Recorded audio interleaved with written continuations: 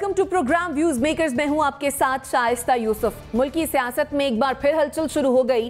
शहबाज शरीफ की दावत पर बिलावल भुट्टो और आसिफ जरदारी की रावंड आमद के बाद राब्तों में तेजी आ गई है। एक तरफ तो आसिफ जरदारी की अहम हुकूमती इत्तेहादी जमात मुस्लिम लीग काफ से मुलाकात हो रही है, तो दूसरी तरफ MQM पाकिस्तान से शहबाज शरीफ भी मिल रहे हैं। ऐसे में जब हुकूमती इत्तेहादियों ने ऑपोजिशन जमातों से मुलाकातें शुरू कर दी हैं, तो एक और अहम इत्तेहादी बलोचिस्तान अवामी पार्टी ने भी तहफ़्फ़ुज़ात का इजहार कर दिया है। अहम इजलास में जायज़ मकाम न मिलने पर तहरीक इंसाफ के साथ ताल्लुकात पर नजरसानी का फैसला किया है। अब सवाल यह है कि क्या तहरीक इंसाफ हुकूमत के लिए खतरे की घंटी बज गई है? इस पर डिस्कशन के लिए जो मेहमान हमारे साथ मौजूद हैं, तारुफ मैं आपसे करवा देती हूँ। हमें है नासिर बिग चुगताई साहब ने, lieutenant general retired Amjad trap साहब हमारे साथ मौजूद हैं। हमारे साथ मौजूद हैं जुनैरा अजहर साहिबा भी, और मुजम्मिल सोहरावर्दी साहब ने हमें ज्वाइन किया है। हमारे साथ मौजूद हैं जैगम खान साहब। आप तमाम मेहमानों के वक्त का बेहद शुक्रिया। NBC आपकी जानिब आऊँगी, कहिएगा इत्तेहादियों के सहारे जो ये हुकूमत कायम है, क्या लड़खड़ाने लगी है? नहीं, लड़खा तो खैर कई बार चुकी है। बैसाखियों पर हम बहुत पहले तय कर चुके हैं कि बैसाखियों पर खड़ी है, एक भी बैसाखी गिर जाएगी तो बहुत से मसाले खड़े हो जाएंगे। कल दो बहुत सीरियस बातें हुई हैं। एक बाप का, हज़रत बाप ने जो ऐलान किया है कि हम थक चुके हैं, जुमला सुनिएगा, हम थक चुके हैं वफाक की हुकूमत की हिमायत करते करते, हमें कोई कद्र मंजिलत नहीं, हमारा एक भी वजीर नहीं, कोई नुमाइंदगी नहीं हमारे वफाक के अंदर, तो हम क्यों आपके साथ चलें भाई, हम आप नजरसानी करेंगे। और इस इजलास में सेनेटर भी थे और चेयरमैन सेनेट भी थे और स्पीकर भी थे और वजीर आला भी थे, तो खासा बड़ा नुमाइंदा इजलास था और पैगाम बहुत दो टोक गया है। अब मुझे पता नहीं उसका रिएक्शन क्या आ रहा है, क्योंकि आमतौर से हुकूमत इस रिएक्शन को टाल दिया करती है। फिर मुझे हैरत हो रही थी MQM पर कि MQM वाले सब कुछ होने के बावजूद, मुस्लिम लीग की शदीद मजम्मत करने के बाद, ऑपरेशन के दौरान पीपल्स पार्टी की मजम्मत करने के बाद, अब शहबाज शरीफ से मिलने की दरख्वास्त कर रहे हैं। और तो वो क्या दे पाएंगे शहबाज शरीफ को, या शहबाज शरीफ उन्हें क्या दे पाएंगे? मेरा ख्याल है मुमकिन नहीं है कि शहबाज शरीफ उन्हें कुछ दे पाए। ये उनके पास कुछ है ही नहीं देने के लिए। देने के लिए MQM के पास है कि वो अपोजिशन में शामिल हो जाए और हिज़्ब इख्तिलाफ बन जाए और अपना वोट ना दे हुकूमत को। ये सूरत हाल बाप की है कि बाप क्या चाहते हैं। लेकिन इस पर फजलुर रहमान साहब भी मौजूद हैं। फजलुर रहमान साहब ने भी कराची आकर कुछ छींटे उड़ाए थे और बातें की थी, और वो ये कह गए थे, अगरचे हुकूमत सिंध पर भी उन्होंने एतराज़ किया था, लेकिन वो ये कह गए थे MQM के साथ प्रेस कॉन्फ्रेंस में कि इस मुल्क में बुराई की जड़ इमरान खान है, उनसे निजात हासिल करें। तो MQM ये कह रही है कि बहुत सियासी माहौल गर्म हो गया है, हम जमहूरियत की खातिर हुकूमत के साथ हैं। अब वो साथ हैं या साथ थे, कब तक चलेगा ये मुझे पता नहीं, लेकिन MQM का अंदाज यही है, दो तरफ से तीन तरफ से खेलने का अंदाज है और वो इस पर चलती रहेगी। लेकिन शायद कल शहबाज शरीफ की मुलाकात में कुछ बात साफ हो जाए कि वो क्या चाहते हैं। क्या वो बल्दियाती इंतखाबात चाहते हैं? बल्दियाती इंतखाबात में सीट एडजस्टमेंट की बात करेंगे, अगर करेंगे तो मुस्लिम लीग नहीं कर पाएगी, क्योंकि मुस्लिम लीग की अपनी पक्की सीटें हैं। जमात इस्लामी ने एक बार फिर किले में तोड़ फोड़ की है और वो घुस गई है अंदर, और उसने बड़ी सियासी कामयाबी हासिल की है हुकूमत सिंध से अपने मुज़ाकरात करके और मुतालबात मनवा के। MQM को तो अभी तक ये पता भी नहीं है कि जो सुप्रीम कोर्ट का फैसला है वो 2013 के और उसके लॉ के बारे में है। अब तो 2022 का 2021 का लॉ चल रहा है, जो एक्ट आया है, 22 का एक्ट आया है, और उस पर बहुत सी चीज़ें पूरी भी हो चुकी हैं। तो ये मसला जो बल्दियाती इंतखाबात का था, बल्दियाती निज़ाम का था, वो तो साइड में हो गया है, वो इस पर बात भी नहीं कर रहा है। अब बात है इस्लामाबाद की, और शहबाज शरीफ और मरियम नवाज शरीफ ये इमरान खान की हिमायत से अगर दस्तबरदार होती है MQM, तो वर्किंग रिलेशनशिप बन सकते हैं, वरना मेरा ख्याल कुछ नहीं है। और बाप का मेरा ख्याल है कि वो मान जाएंगे, उनको बना लिया जाएगा। बलूचिस्तान की सियासत का आपको पता है। ठीक, जनरल साहब आपकी जानिब आऊंगी। एक तरफ तो पीपल्स पार्टी मिल रही है मुस्लिम लीग काफ से, दूसरी जानिब हम देख रहे हैं MQM और मुस्लिम लीग नून में राब्ते हो रहे हैं। आपके ख्याल में कौन सा इत्तेहादी जो है वो ज़्यादा खतरनाक साबित हो सकता है हुकूमत के लिए? बिस्मिल्लाहिर्रहमानिर्रहीम। देखिए, जो हिस्ट्री है इन इत्तेहादियों की वो तो ये है कि जब भी इस तरह की कोई थ्रेट डेवलप होती है तो ये हुकूमत से कुछ न कुछ निकलवाने के चक्कर में होते हैं, इस तरह का प्रेशर बिल्डअप करते हैं, दाएं बाएं मिलना मिलाना शुरू करके तो हुकूमत से कुछ अपने मुतालबात मनवा लेते हैं।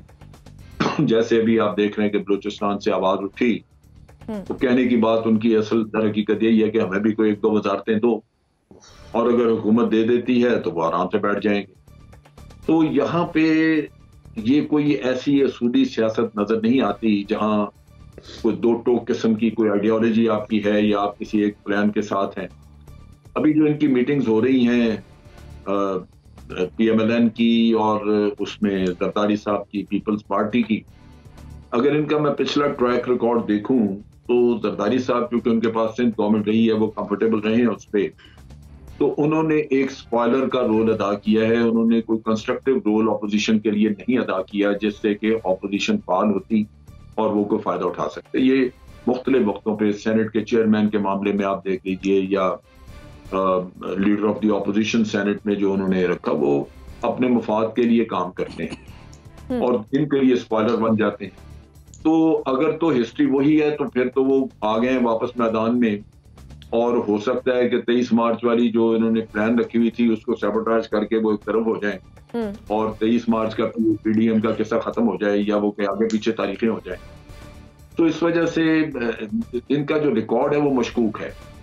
लिहाजा और फिर बात भी बात यह है कि दूसरी पार्टियों के हाथ में तो कुछ नहीं, इनके पास सिंध है और सिंध ही इनका बाद में भी अगर कुछ आया तो मैक्सिमम सिंध ही आएगा, क्योंकि पंजाब में तो इनके पास अभी तक कोई ऐसी ये डेंट नहीं डाल सके, कोई अपनी प्रेजेंस वहां पे बढ़ा नहीं सके जिससे ये समझा जाए कि फेडरल गवर्नमेंट ये ले लेंगे। तो उस लिहाज से मैं ये समझता हूं कि गवर्नमेंट के ऊपर तो प्रेशर आता है, जब भी कभी इस तरह की वेव उठती है गवर्नमेंट अंडर प्रेशर आती है, उसको इत्तेहादियों को खुश करना पड़ता है, ये काम तो होगा।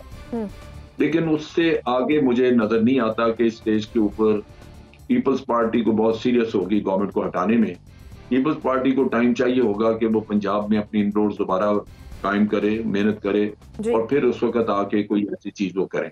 लिहाजा मेरे नुक्ता निगाह से तो वो ख्वाजा आसफ ने जो इनको मशवरा दिया था कि जरदारी साहब पे एतमाद ना करें, वो शायद आज भी इनको ज़हन में रखना चाहिए। ठीक है जुनेरा, इत्तलात ये है कि मियाँ साहब ने अदम एतमाद के लिए ग्रीन सिग्नल दे दिया है। आपके ख्याल में पहले अदम एतमाद किसके खिलाफ लाई जाएगी? क्या वज़ीर आज़म साहब के खिलाफ या फिर स्पीकर कौमी असम्बली के खिलाफ? और तहरीक अदम एतमाद अगर आ जाती है तो कामयाब होने के चांसेस कितने देख रही हैं?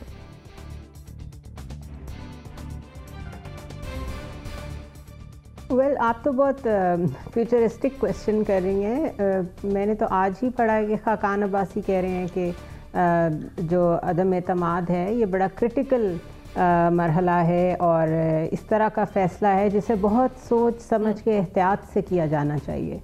अगर कल परसों में मुलाकात हुई है और उसमें ये एग्रीमेंट हो गया है कि वो इस तरफ जा रहे हैं, they are taking a step towards this, तो फिर ये कहने की कोई ज़रूरत नहीं थी। फिर इन बिटवीन द लाइंस सारे ही पॉलिटिकल पार्टीज़ के जो लोग हैं वो ये कह रहे हैं कि एक पार्टी को फ़ायदा देने के लिए हम सब इस वक्त का जो सिस्टम है जिसमें सारे खुद पार्टिसिपेट भी कर रहे हैं, वो सिर्फ एक ड्रम तो बीट करते रहते हैं कि हम खुश नहीं हैं, हम खुश नहीं हैं, हम जमहूरियत की खातिर ये सब कुछ कर रहे हैं। लेकिन why would they give up जब बल्दियाती इलेक्शंस करीब आ रहे हैं जो कि ट्यून सेट करेगी फॉर द जनरल इलेक्शन। पता चलेगा कि आने वाले टाइम्स में जनरल इलेक्शन में कौन कौन सी जगहों पे आपकी वीकनेस है, कहाँ कहाँ स्ट्रेंथ है। तो ये तो एक सीज़न है to gain access to the upcoming elections और ख़ुद चीज़ों को फोरकास्ट करना और उसके मुताबिक चलना। तो उसमें ये सब सिवाय इसके कि ये वक्त भी तो गुजारना है, पॉलिटिशियंस ने तो वक्त गुजारना होता है नेक्स्ट इलेक्शन तक जो बाहर बैठे हुए होते हैं। उसके लिए एक मैंने जो बहुत करीब से देखा कुछ लोगों के ज़रिए से इस चीज़ को, उसमें मैंने तो किसी को भी इंटरेस्टेड नहीं देखा। लेकिन जब बयान आते हैं तो बयान इतने बड़े होते हैं कि लगता है आज कुछ हुआ, कल कुछ हुआ। जो हुकूमती इत्तेहादी हैं वो सारे आखिरी वक्त तक साथ रहने की बात करते हैं, नाम जमहूरियत का देते हैं, साथ साथ शोर भी मचाते हैं। Peoples Party has nothing to lose, वो अगले इलेक्शन की तैयारी क्यों ना करे मज़ीद, और वो ये क्यों ना देखे कि सिंध में कोई और डेंट डालने तो नहीं आ रहा। तो मेरे ख्याल है गवर्नमेंट को कोई ख़तरा अपोजिशन से इस सेंस में कोई नहीं है कि कोई अदम एतमाद आ रही है, क्योंकि बहुत सीनियर मेंबरान दोनों बड़ी पार्टीज़ के जिनसे मेरी पर्सनली बातचीत हुई है, मुझे कोई भी इंटरेस्टेड इस डायरेक्शन में नज़र नहीं आ रहा कि इस गवर्नमेंट को गिराया जाए। बल्दियाती इलेक्शंस हैं, उसकी तैयारी कर रहे हैं, आने वाले इलेक्शंस हैं, उसके लिए चीज़ों को स्ट्रेटजाइज कर रहे हैं। That's all I know.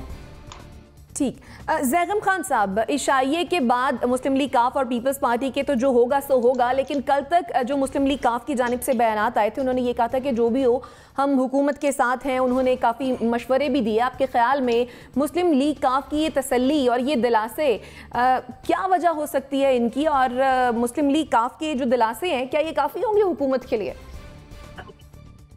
देखिए, मेरे सामने इस वक्त न्यूयॉर्क टाइम्स की एक खबर है 2 नवंबर 1989 की, और ये कहती है Bhutto survives as no confidence vote falls short. मोहतरमा बेनज़ीर भुट्टो के खिलाफ एक अदम एतमाद बहुत जोर शोर से नवाज शरीफ साहब ने लॉन्च की थी, और वो नाकाम हो गई थी। उस वक्त 236 मेंबर्स की असम्बली थी, 119 मेंबर चाहिए थे, 107 मेंबर मिले थे, और 30 मेंबर जिन्होंने वादा किया था साथ देने का, यानी अदम एतमाद के हक में और बेनज़ीर के खिलाफ, उन्होंने अपना वादा पूरा नहीं किया था। पाकिस्तान में अदम एतमाद के जरिए हुकूमत को गिराने की कोई हिस्ट्री नहीं है। पाकिस्तान में आज तक एक हुकूमत भी असम्बली के अंदर से अदम एतमाद के जरिए से नहीं गई, और मैं नहीं समझता कि इस हुकूमत का भी अदम एतमाद के जरिए से गिरने का कोई चांस है। हाँ, जो असल हुकूमत को खतरा है, और जो आपने पूछा जिसकी वजह से इरेटिकली इत्तेहादी बिहेव कर रहे हैं, वो है हुकूमत की अदम मकबूलियत। अभी आप 2 सर्वेस को देखिए। एक आईपोर का सर्वे आया, उसने आपको बताया कि जो पीटीआई के वोटर्स हैं उनमें से 55% ये कहते हैं कि हम अगली दफा पीटीआई को वोट नहीं देंगे। उसके बाद अभी पल्स कंसल्टेंट्स का सर्वे आया, वो भी बड़ी काबिल एतमाद जो है एक इदारा है सर्वेस का, ओपिनियन पोल्स का, और उसने कहा कि सिर्फ 18% लोग जो हैं वो इमरान खान की कारकर्दगी से मुतमईन हैं। अब इसका इज़हार इलेक्शंस में भी आ रहा है, लोकल गवर्नमेंट के इलेक्शंस में भी, बाई इलेक्शंस में भी।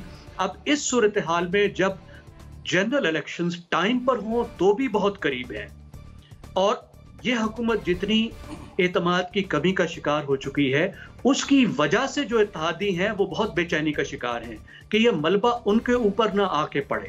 अब वो एक तरफ तो वही बात है, वो चाहेंगे कि किसी तरीके से ये दिखा के, ये ईंट अपने हाथ में उठा के हुकूमत से कुछ ऐसी बारगेन करें जिसके नतीजे में वो अपने हलकों में जाके इस 1 साल में कुछ दे सकें, ताकि अगला इलेक्शन वो ले सकें। और इलेक्शन के आसपास इनमें से बहुत सारे जो हैं अपने सेपरेट प्लेटफॉर्म से लड़ना चाहेंगे। शायद इलेक्शन के पास आके वो छोड़ दें और वो जाके ऐसे कोalition में जाएं जो एंटी गवर्नमेंट कोalition हो, जो आज़ाद लड़े, क्योंकि हुकूमत की अपनी अनपॉपुलैरिटी जो है इस वक्त इत्तेहादियों के लिए भी एक बहुत बड़ी लायबिलिटी बन चुकी है। इसलिए वो ये दिखाना चाह रहे हैं कि ये जो महंगाई और मुसीबत है, हम इसके जिम्मेदार नहीं हैं, हम हुकूमत में हैं लेकिन हुकूमत से नाराज भी हैं। तो ये पोजीशनिंग ज्यादा है, और अपोजिशन भी मेरा ख्याल में बिल्कुल वारे नहीं खाता, पीएमएलएन को तो बिल्कुल वारे नहीं खाता कि इस वक्त हुकूमत को गिरा के वो हुकूमत में आए और बाकी मुद्दत पूरी करे, अनलेस के फौरी इलेक्शन हो तो भी पहले 6 महीने, साल 2 साल बहुत मुश्किल पीरियड है। तो मुझे नहीं लगता कि इस वक्त जो है ऐसा कोई सीरियस अमकान है कि ये हुकूमत अदम एतमाद के जरिए से बाहर चली जाएगी। ठीक है, आपका पॉइंट आ गया। मुजम्मिल सौरवर्दी साहब, आपके ख्याल में क्या ऑपोजिशन जमातें हुकूमती इत्तेहाद को तोड़ने में कामयाब हो पाएंगी? देखिए, हुकूमती इत्तेहाद तो एक मिसमैच रिलेशनशिप रहा है 3.5 साल से ही, और सब जानते हैं कि ये इत्तेहाद डंडे के ज़ोर पे बना था। कोई इमरान खान साहब ने खुद जाकर तो ना MQM को मनाया था, ना काफ लीग को बनाया था, ना बाप पार्टी को बनाया था। इमरान खान ने तो कभी इनसे बैठ के पावर शेयरिंग के सीरियस मुज़ाकरात भी नहीं किए हैं, वो तो इनसे मिलना भी पसंद नहीं करते। ये इत्तेहाद कैसे बना था और ये हुकूमत कैसे बनी थी, इसकी तो कोई, इस पर कोई बात करने की ज़रूरत तो नहीं है। ये तो सबको रोज़े रोशन की तरह यहाँ है। सवाल ये है कि ये तो सब जानते थे कि जब अंपायर न्यूट्रल हो जाएगा तो इस हुकूमत के इत्तेहाद का शराजा बिखर जाएगा। जब वो डंडा पीछे से गायब हो जाएगा तो ये सब आज़ाद हो जाएंगे। तो आज़ादी से तो कोई इमरान खान की किश्ती में बैठने के लिए तैयार नहीं होगा, कोई भी सियासी खुदकुशी के लिए तैयार नहीं होगा। वो फौरी तौर पर इस किश्ती से बाहर निकलने की कोशिश करेंगे जिसमें उन्हें ज़बरदस्ती बिठाया गया है 3.5 साल से। मैं समझता हूँ वो लम्हा आ गया है कि जब इमरान खान के जो इत्तेहादी हैं वो इमरान खान को अपने लिए सियासी बोझ समझते हैं, एक लाइबिलिटी समझते हैं। उनके नज़दीक इस हुकूमत में मज़ीद रहना उनकी अपनी सियासत के लिए बहुत नुकसानदेह है और वो मज़ीद इस हुकूमत की नाअहली का बोझ अपने सर पर नहीं ले सकते हैं। लिहाजा पॉलिटिकल, अगर पहले शायद खाकान अब्बासी की बहुत बात की गई, उन्होंने अदम एतमाद के बारे में बड़ा कहा था कि अगर एम्पायर न्यूट्रल हो तो अदम एतमाद करनी चाहिए, अगर एम्पायर न्यूट्रल ना हो तो अदम एतमाद का ऑप्शन इस्तेमाल नहीं करना चाहिए, और अगर एम्पायर न्यूट्रल हो तो अदम एतमाद कामयाब हो सकती है। अगर न्यूट्रल ना हो तो हमने इस मुल्क में अक़लियत को अक्सरियत बनते और अक्सरियत को अक़लियत बनते देखा है। लेकिन जिस तरह हुकूमती इत्तेहादी अपोजिशन की तरफ रजू कर रहे हैं, ये कोई ऐसे ही एकदम तो नहीं हो गया है। लोगों को अपने सियासी फ़ैसले करने हैं और मैं नहीं समझता कि हुकूमती इत्तेहादी जमातें मज़ीद 1.5 साल इमरान खान के साथ चलने का सियासी बोझ उठा सकती हैं। माजी में अदम एतमाद कामयाब हुई है या नहीं हुई है। सवाल तो ये भी है कि माजी में कभी कोई सिटिंग गवर्नमेंट इतनी अदम मकबूल हुई है कि नहीं हुई है। माजी में कभी सिटिंग गवर्नमेंट ने इतने ज़िमनी इंतखाबात हारे हैं कि नहीं हारे हैं। माजी में किसी हुकूमत ने इस तरह बल्दियाती इंतखाबात हारे हैं कि नहीं हारे हैं। माजी की किसी हुकूमत में हुक्मरान जमात का अपना शराजा ऐसे कभी बिखरा है या नहीं बिखरा है। तो जब हमें हुक्मरान जमात अंदर से टूटती नज़र आ रही है, उसके MNA नूर आलम हों और लोग हों, आमर लियाकत हों, परवेज़ खटक हों, सब ही जो है राजा रियाज हों, कितनों के नाम लिए जाएं, जो जहांगीर तरीन साहब का ग्रुप है उसका नाम लिया जाए पंजाब असम्बली में, तो इस तरह टूट फूट नज़र आती है हुकूमती जमात के अंदर कि इसको अब एक चेन, एक परोने की ज़रूरत है। अगर अपोजिशन मुत्तहिद हो जाए, जो कि जरदारी साहब ने शहबाज शरीफ के घर जाकर एक कदम उठाया है और आज वो आसिफ चौधरीयों के घर हैं, फिर MQM उधर जा रही है, इससे पहले फजलुर रहमान साहब MQM से मिले हैं, तो ये सब मुलाकातें बेवजह नहीं हैं। ये सियासतदान एक दूसरे को बेवजह नहीं मिलते, बेमकसद नहीं मिलते हैं।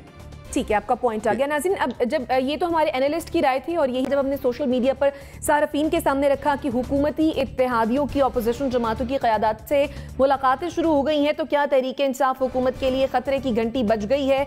तो 57% लोगों का मानना था जी हाँ, तहरीक-ए-इंसाफ हुकूमत के लिए ख़तरे की घंटी बज गई है, जबकि 43% लोगों का कहना ये है, उनका मानना ये है कि जी नहीं, तहरीक-ए-इंसाफ हुकूमत के लिए ख़तरे की कोई घंटी नहीं बजी है। ब्रेक लेते हैं, फिर वापस आते हैं। स्टे विद अस।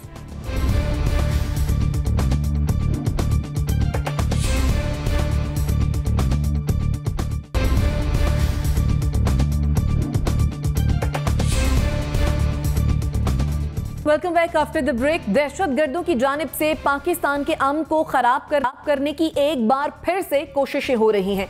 बलूचिस्तान में दहशतगर्दी के वाकयात के बाद दहशतगर्दों ने अफगानिस्तान से कोरम एजेंसी में सिक्योरिटी फोर्सेस पर हमला किया है। ISPR के मुताबिक शिद्दत पसंदों के इस हमले में 5 सिक्योरिटी एहलकार शहीद हुए हैं। पाक फौज की जानिब से दहशतगर्दों के खिलाफ जवाबी कार्रवाई भी की गई है। इसके अलावा पहली बार उबूरी हुकूमत कायम होने के बाद अफगानिस्तान की सरजमीन पाकिस्तान के खिलाफ इस्तेमाल होने पर मुजम्मत की गई है और कहा यह गया है कि अफगानिस्तान की मौजूदा हुकूमत से तवक्को रखते हैं कि वो आइंदा पाकिस्तान के खिलाफ ऐसी सरगर्मियों की इजाजत नहीं देंगे। सवाल यह है कि अब पाकिस्तान का सब्र का पैमाना लबरेज हो गया है, तो ये हालात किस तरफ जा रहे हैं? जनरल साहब, अब से कबल अफगान तालिबान की जानिब से एक स्टेटमेंट आई थी जिसमें तय ये हुआ था कि अफगान सरजमीन पाकिस्तान के खिलाफ इस्तेमाल नहीं होने दी जाएगी, लेकिन हमने देखा कि ये वाकया हुआ। आपके ख्याल में क्या अफगान तालिबान ऐसी कोशिशों को रोकने में कामयाब हो सकते हैं? देखिए, फिलहाल ये मुश्किल नजर आता है क्योंकि उनके पास ट्रुप्स बड़े थोड़े हैं। तनख्वाहें देने के पैसे हों तो वो शायद अपनी फोर्सेस एक्सपेंड करें, लेकिन इस वक्त उनके रिसोर्सेज हैं बड़े थोड़े, और फिर अपनी पॉपुलेशन में अनरेस्ट है क्योंकि वहां पे खुराक की किल्लत है, एहतियात नहीं है। तो मुश्किलात बहुत ज्यादा हैं अफगान हुकूमत के लिए अंदरूनी तौर पे, और अगर इस स्टेज के ऊपर पाकिस्तान उनको प्रेशराइज करता है तो हो सकता है कि जो एलिमेंट्स ऑलरेडी इस हुकूमत के खिलाफ हैं वो वहां पे मजीद मजबूत हो जाएं और प्रॉब्लम्स पैदा करें। अफगान हुकूमत जो है उसने फेंस के बारे में भी एग्री किया। अब ये फेंस की ही पार्टी थी जिसके ऊपर फोरम एजेंसी में फायरिंग की गई। ये फेंस लगाने वाले लड़के थे, इनको उन्होंने एंगेज किया। तो ये वो एलिमेंट नजर आते हैं कि इनकी अपनी सभों में भी बाद एलिमेंट हैं जो शायद अपनी हाई कमांड से पूरी तरह एग्री नहीं करते। लेकिन ये इस वक्त मुमकिन नहीं होगा कि अफगान हुकूमत, तालिबान की हुकूमत इस वक्त अपने तौर पे अंदरूनी लेवल पे कोई और नया चैप्टर खोल बैठे या कोई नया महाज खोल ले। ये इनके लिए मुमकिन नहीं होगा। अगर हम बहुत प्रेशराइज करेंगे तो हो सकता है कि वहां पे मजीद अनरेस्ट हो और उसमें कोई सिविल वॉर की तरफ अगर ये मुल्क चले जाता है तो फिर तो हमारे लिए बहुत बड़ी प्रॉब्लम्स बन जाएंगी वहां पे, और इंटरनेशनल प्लेयर्स जो हैं वो कूद पड़ेंगे। तो इस वक्त पे मेरा ख्याल है कि इसको मुज़ाकरात के जरिए हल करने की कोशिश करनी चाहिए, जहां अफगान हुकूमत की रजामंदी से पाकिस्तान को एक्शन करे या उनको इंटेलिजेंस इंफॉर्मेशन मुहैया करे जिससे कि वो एक्शन कर सकें खुद। यहाँ पे फौरी तौर पे इस मामले में उनके ऊपर दबाव लाना शायद काउंटर प्रोडक्टिव हो। और बात बिल्कुल दुरुस्त है कि हमारा नुकसान हुआ है और हो भी रहा है, इसमें हमने काउंटर करना है। लेकिन within our own country तो हम अपनी पॉलिसीज रिवाइज कर सकते हैं, हम अपने ऑपरेशन दोबारा लॉन्च कर सकते हैं अगर जरूरत पड़े। लेकिन अफगान गवर्नमेंट को हैंडल करने में हमें खासी एहतियात करनी चाहिए, क्योंकि वहां पे भी उनकी रिट इतनी मजबूत नहीं है कि वो हमें इस तरह मदद कर सकें या इस तरह वो काउंटर कर सकें हमारी थ्रेट्स को जिस तरह हम चाह रहे हैं। ठीक है जुनैरा, आपके नजदीक इन हमलों के मकासद क्या हो सकते हैं?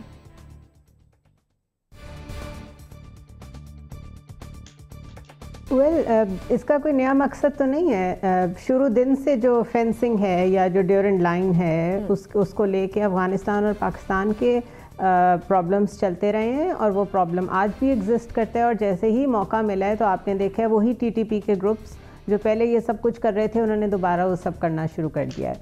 अब फेंसिंग इज़ नॉट जस्ट एक मैकेनिज़्म कि आपने फेंस लगा दी, बॉर्डर लगा के डिक्लेयर कर दिया कि ये हमारा है, हमने अपना पार्ट तो कर दिया है।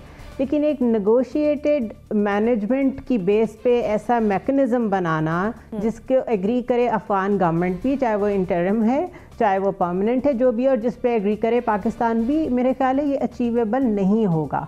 उसकी वजह ये है कि जो 1848 से आपका कॉन्फ्लिक्ट चला आ रहा है टेरिटोरियल, उस पर जो पश्तून्स हैं वो गिव अप करने वाले नहीं हैं। और अगर वो गिव अप करते हैं तो गवर्नमेंट जो उनकी गिव अप करेगी वो काफ़ी प्रेशर में आएगी। सो एक तो हो गया फेंस का इशू कि वो बॉर्डर डिस्प्यूट हमारा हल नहीं हो रहा। दूसरा, वहीं से तो स्मगलिंग होती है, वहीं से तो टेररिज्म होता है, वहीं से तो हर तरह की हार्बरिंग होती है, एबेटिंग होती है। अगर वही बंद कर देंगे हम तो फिर किसी के पास करने को रह क्या जाएगा? इंडिया के पास रास्ता क्या रह जाएगा? So one way or the other, Afghan soil is going to be used for terrorism against Pakistan. वो शुरू हो चुका है, ये होना था। और तालिबान के लिए ह्यूमैनिटेरियन एड की कैंपेनिंग हम जितनी मर्जी कर लें, कल को अगर हम अज्यूम कर लें कि तालिबान एक लेजिटिमेट गवर्नमेंट के तौर पे सामने आ जाते हैं तो भी वही कुछ होगा जो अभी हो रहा है। Because TTP and Taliban are one, they are just one. उनको अलग अलग समझना, दे आर लाइक, उनको फ्लिप भी करके देख लें तो कॉइन में एक ही साइड आपको नज़र आती है। So basically it's a basic policy failure from my side in understanding the Taliban and telling the Pakistani nation कि ये वो वाले तालिबान नहीं हैं। पूरी दुनिया नहीं मानती, हम पता नहीं क्यों मान के बैठे में। दूसरा, पॉलिसी वो पॉलिसी फेल्ड पॉलिसी होती है जिसमें आपके पास ऑप्शंस ना हो। तो हमारी पॉलिसी फेल्ड नहीं है, उसमें ऑप्शंस मौजूद हैं। देखना ये कि आप उन ऑप्शंस पे कितनी देर में जाते हैं, जाना तो आपको पड़ेगा। और सिवाय इसके कोई ऑप्शन नहीं है कि आप उसी तरह के ऑफेंसेस लॉन्च करें उनके खिलाफ जैसे पहले किए थे। नेशनल एक्शन प्लान को रिवाइज करें और इम्प्लीमेंट करें when it comes to Taliban. और ये जो डिवीज़न आपने की हुई है अपने माइंड में या जहाँ भी, good Taliban, bad Taliban, TTP and Tehreek Taliban Afghanistan, इस डिवीज़न को आपको एक दिन मानना पड़ेगा कि ऐसी कोई डिवीज़न एग्जिस्ट नहीं करती। ठीक, NBC, आपके ख्याल में पाकिस्तान का रिएक्शन टूवर्ड्स अटैक क्या होना चाहिए और पाकिस्तान को अफ़गानिस्तान के जो तालिबान हैं उनसे क्या तवक्को करनी चाहिए सूरत हाल में? जुनैरा ने बहुत खोल के बात सामने रख दी है कि हमें क्या करना चाहिए, हमें किससे क्या तवक्कुआत हैं। हमें तवक्को किसी कुछ रखनी नहीं चाहिए। हमें अच्छा बुरा क्या कि नफीस और पुरखलूस ग्रुप में तकसीम नहीं करना चाहिए। हमें हमारे लोग शहीद हो रहे हैं, इस बात का ख्याल करना पड़ेगा। आप केज देख लें, आप डेरा मुक्ति देख लें, आप खुशदार देख लें, आप इस्लामाबाद देख लें, उसके बाद अभी आप बलूचिस्तान के 3 शहर देख लें जहाँ उन्होंने लश्कर कशी की। आप उनकी हिम्मत तो देखें ना कि वो लश्कर लेकर आए अपना, और लश्कर कशी की है उन्होंने। बताते हैं कि 20 लोग मारे गए उसके अंदर, और हमारे 7-8 शहीद हुए हैं, जिसमें एक हमारा कमांडर जीसे भी शामिल है। तो ये बड़ा हमारा नुकसान बहुत बड़ा है। ये हम तो इसको बर्दाश्त नहीं कर पाएंगे। फिर सरहद पार से अब आप हम पर हमला कर रहे हैं, हम पे गोलाबारी कर रहे हैं। वो तमाम यकीन दहानियाँ जो अफगान हुकूमत ने की थी, करती रहती है अबूरी हुकूमत ने, वो तो कहीं में नज़र नहीं आती। हमें लगता है कि वो जब चाहते हैं अटैक कर जाते हैं हमें सरहद पार से। तो अब मेरा अपना खैर, मैंने पहले भी अर्ज़ की दरख्वास्त की थी कि हमें प्रीएम्प्टिव स्ट्राइक करनी चाहिए। हमें ज़रब अज़्ब का जो फ़लसफ़ा है उसको फिर अपनाना चाहिए कि हमले से पहले मार डालो, कत्ल कर दो, हलाक कर दो, ख़त्म कर दो। ये जो फ़िलासफ़ी थी उनकी, और उस पर उन्होंने एयरफोर्स भी यूज़ की और बहुत अच्छी यूज़ की। तो वो उसने रिज़ल्ट दिया, उसने तो इतना बड़ा रिज़ल्ट दिया कि कराची का जो ऑपरेशन था वो अगरचे दूसरी सिमत में जा रहा था, मतलब उसका स्टाइल दूसरा था, लेकिन वो उसकी वजह से कामयाब हो गया। यहाँ पर जो दहशतगर्दी थी वो ऐसी ख़त्म हुई है कि आप आके देखें, इंजॉय करें कराची को आप। तो मेरा अपना ख्याल ये है कि हमें प्रीएम्प्टिव स्ट्राइक करनी चाहिए, हमें जवाब देना चाहिए। अफगान हुकूमत कितनी कमज़ोर है हमें नहीं पता, हमारे लोग नहीं मरने चाहिए। ठीक है, ज़ैगम खान साहब, आपके ख्याल में इस सारे हालात वाक़यात की जिम्मेदारी किस पर आयद होती है? देखिए शाइस्ता, इस वक्त हुआ ये है कि अफगानिस्तान के बारे में और तालिबान के बारे में हमारे पॉलिसी साजों ने जितने मफरूज़े बनाए थे वो मुंह के बल ऊंधे गिर पड़े हैं, और हकीकत जो है वो इसके बिल्कुल बरअक्स साबित हुई है। और मुझे नहीं मालूम कि ये मफरूज़े किस बुनियाद पर कायम थे। देखिए 1996 से 2001 तक जो तालिबान की हुकूमत थी अफगानिस्तान में, जब मुल्ला उमर साहब खुद हयात थे, उस वक्त पाकिस्तान के जो सबसे ख़तरनाक फ़िरकावाराना दहशतगर्द थे वो उस तालिबान हुकूमत के काबुल में मेहमान थे। पाकिस्तान में आके वो मस्जिदों में, इमाम बारगाहों में गोलियां बरसा के दर्जनों लोगों को मारते थे, और वहाँ अफगानिस्तान में वो पाकिस्तानी तालिबान कहलाते थे। वो इन तालिबान के साथी होते थे, वहाँ वो काम करते थे। पाकिस्तानी हुकूमत मुसलसल उनसे ये बात करती थी, रिक्वेस्ट करती थी कि कुछ करो। यहाँ तक कि नवाज शरीफ साहब ने 1999 में उनको एक अल्टीमेटम भी दिया था कि अगर आपने हमारे इन दहशतगर्दों को हमारे हवाले ना किया तो आपके और हमारे ताल्लुकात नहीं चल सकेंगे। फिर भी उन्होंने नहीं किया। रियाज बसरा जो उस वक्त का बदतरीन दहशतगर्द था, वो तालिबान का काबुल में मेहमान था, और वो उस वक्त काबुल से निकले जब काबुल में 9/11 के बाद उनकी हुकूमत ख़त्म हुई, उनको पाकिस्तान आना पड़ा, और यहाँ पर हमने कार्रवाइयाँ करके उनको ख़त्म किया, और जो फ़िरकावाराना दहशतगर्दी जो एक दहाई से चल रही थी उसको कंट्रोल किया। उसके बाद अब थोड़ा आगे आइए, 2010 में तालिबान के जो सफ़ीर थे पाकिस्तान में, मुल्ला अब्दुल सलाम ज़ईफ़, उनकी किताब छपी माई लाइफ विद तालिबान। उसको पढ़कर देखिए, तालिबान का जो पाकिस्तान के साथ, पाकिस्तान की अफवाज के साथ जो बुग़्ज़ है, वो उस किताब के एक एक सफ़े में जो है वो वाज़े है, छलकता है। इस वक्त जो हो रहा है उसकी कंटिन्यूटी है। क्या तालिबान की रिट नहीं है अफगानिस्तान में? मुझे तो समझ नहीं आता कि लॉ एंड ऑर्डर के लिहाज से एक एक जिले पर उनकी रिट मौजूद है। आईसिस को उन्होंने जो सलूक किया वो आपके सामने है। कोई चू नहीं कर सकता, वहां कोई हिल नहीं सकता। टीटीपी वाले उनके मेहमान हैं और वो खूब घूम फिर रहे हैं, जहां चाहते हैं वो जाते हैं। उनकी फुटेज भी हमारे सामने आई है। ऐसी बिल्कुल कोई बात नहीं है कि वो टीटीपी को कंट्रोल नहीं कर सकते, वो करना नहीं चाहते, क्योंकि उन्हें वो अपनी एक्सटेंशन समझते हैं। और वही कुछ हो रहा है इस वक्त, वही पॉलिसी है अफगानिस्तान की जो 70 साल से चल रही है। वो पाकिस्तान को पाकिस्तान दुश्मनों के जरिए से लीवरेज करना चाहते हैं। इस वक्त जो शानदार लीवरेज उनको इनकी वजह से हासिल है, उस लीवरेज को वो नहीं गंवाना चाहते। वो ये समझते हैं कि पाकिस्तान से अच्छे ताल्लुकात के लिए पाकिस्तान कुछ देने की बजाय ये लीवरेज इस्तेमाल करना जो है वो शायद ज्यादा सूटेबल हो।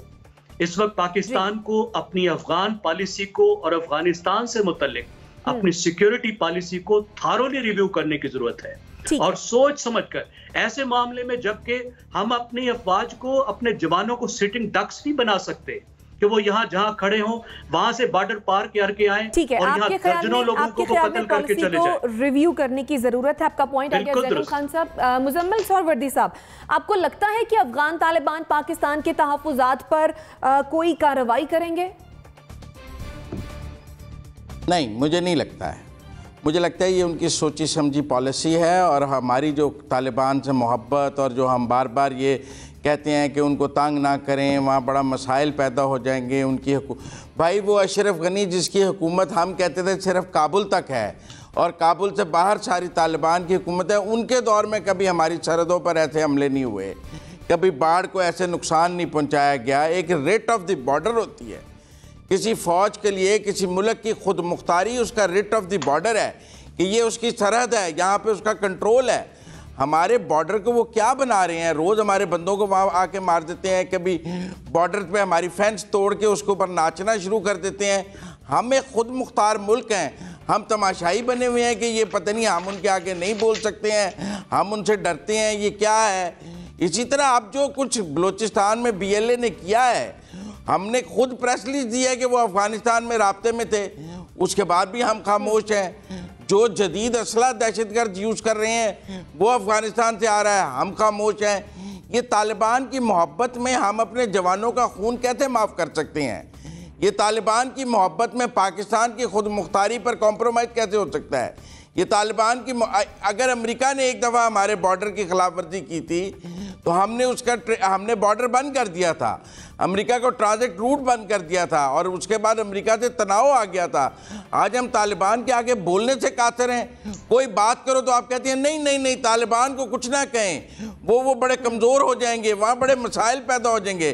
भाई अशरफ गनी और अहमद करज़ई से बुरे साबित हुए हैं उनके ये महीने, ना वो हमसे सीधे मुँह बात करने को तैयार हैं, ना वो हमारे साथ बॉर्डर मैनेजमेंट करने को तैयार हैं, ना वो हमारे दहशतगर्द हमें देने को तैयार हैं। फिर हमारी उनसे मोहब्बत किस बात की है? ये एक तरफा मोहब्बत पाकिस्तान को ले डूबेगी, पहले भी ले डूबी है। हमें होश के नाखून लेने चाहिए, उनसे दो टोक बात करनी चाहिए। अगर वो हमें हमारे लोग नहीं दे सकते तो हमें जाके सर्जिकल स्ट्राइक करनी चाहिए। इसलिए हमने ये फौज बनाई है। अगर हम अफगानिस्तान से भी अपने दहशतगर्द नहीं ला सकते हैं तो फिर तो मेरा मतलब है कि हमें अपने बारे में जरूर सोचना चाहिए। ठीक है जुनैरा, आप कुछ हम क्यों नहीं, जो हमारी सरहद पर हमला करता है हम उसका मुंह तोड़ जवाब देके उसके अंदर घुस के उसको मार क्यों नहीं देते हैं? जुनैरा भी कुछ कहना चाह रही है। जी Junaira.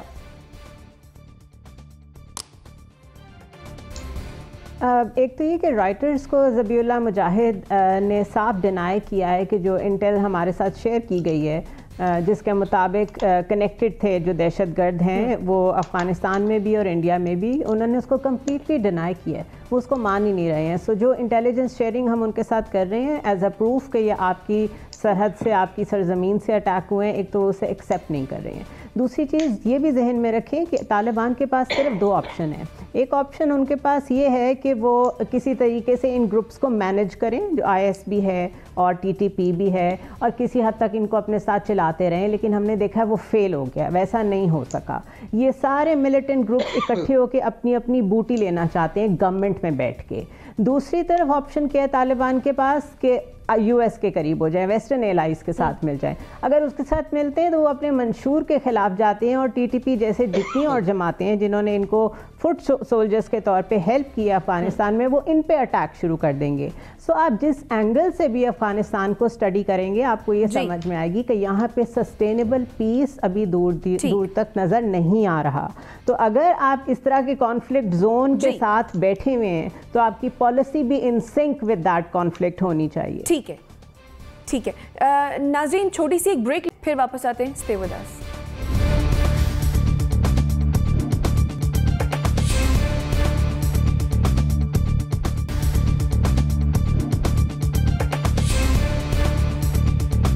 Welcome back after the break. Break पर जाने से पहले मुजम्मिल साहब आप कुछ कहना चाह रहे थे।